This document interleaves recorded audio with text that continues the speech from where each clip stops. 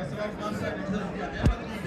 Katika mwaka tunazungumzia mechi ya Romani dhidi ya timu na Botafogo.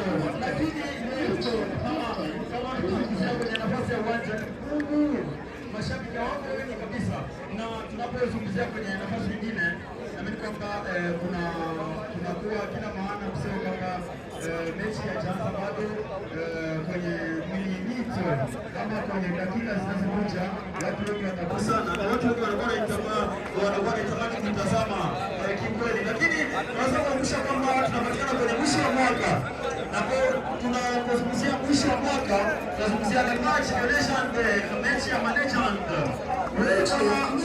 Acha Bwana James, Bwana Berta, tunazungumzia mechi ya management. Tunazungumzia hivi tarehe 3